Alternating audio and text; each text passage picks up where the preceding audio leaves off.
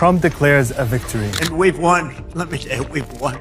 As Iran threatens to hit banks and tech companies. A united front from Gulf leaders as oil refineries and tankers burn. Here's what you need to know on day 12 of the war on Iran. Our sovereignty and territorial integrity are red lines. They have deliberately targeted civilians and civilian infrastructure.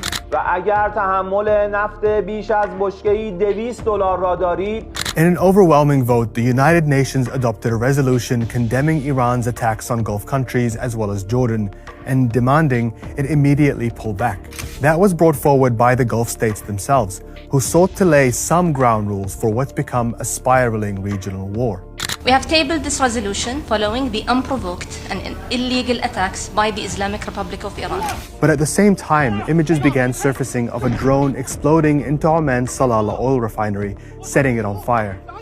The facility was one of a few left in the Gulf unaffected by Iran's blockade of the Strait of Hormuz. Then overnight, Iraqi oil tankers were struck with explosive boats inside Iraqi waters, forcing the government to shut its port operations. Iran's government continues to deny knowledge of attacks on oil infrastructure.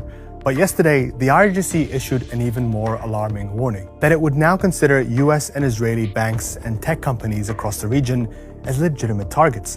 Following an airstrike that damaged Iran's oldest bank, SEPA, responsible for processing salary payments to IRGC staff, the Tasnim news agency listed a number of companies including Google, Microsoft, Palantir, IBM, Nvidia, and Oracle. Many of these companies have military contracts worth billions. For example, Microsoft's cloud platform Azure has been used by Israel's army in its genocide in Gaza. But look where these offices are. They're in the heart of capital cities. And they're full of civilians, not soldiers. Many aren't American. So are these people legitimate targets too? Meanwhile, Israel continued to expand its ground invasion of southern Lebanon, where more than 500,000 people have been displaced. A funeral was held in the border village of Klaya for a Lebanese priest who was killed by Israeli shelling while inspecting the site of an earlier attack. Heavy US and Israeli airstrikes continue across Iran, as UNICEF says more than 1,100 children have been killed or injured across the region. The International Energy Agency will release 400 million barrels of oil from its members' strategic reserves, as the price of Brent tops $100 a barrel for the second time this week. But Iran remains defiant, vowing to push that price to $200 a barrel, which banks warn could trigger a global recession.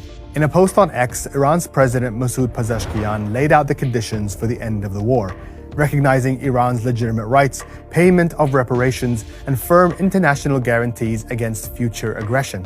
Here's something to understand about Iran. The country spent much of the 20th century fighting off foreign